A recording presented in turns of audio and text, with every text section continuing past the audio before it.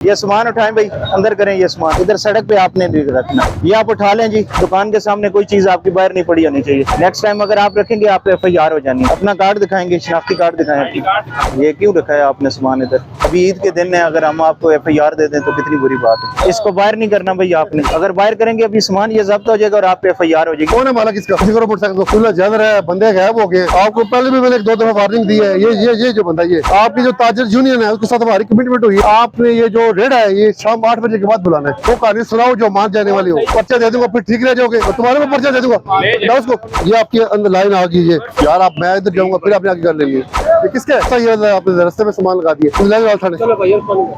बंद नहीं करना, छोड़ दो। शादी कार्ड दिया अपना, आप दिखाओ ना लाइन किधर लगी हुई है। पोस्टर भी रास्ते में लगाया हुआ है। कल कुर्सी मैंने वापस की थी, आप लोगों को देखना लाइन आपकी किधर लगी हुई है। फिर आप लोगों ने कहना कि हमारे ऊपर FIR हो गई है रोड मिला के लगाने के लिए। खुद भी देख लिया करो कितनी जगह पड़ी हुई है साइड पे, हमारी लाइन किधर लगी हुई है। जल्दी करो, लाइन खाली करो बिल्कुल। दुकान सील करवा दूंगा और पर्चा दे दूंगा।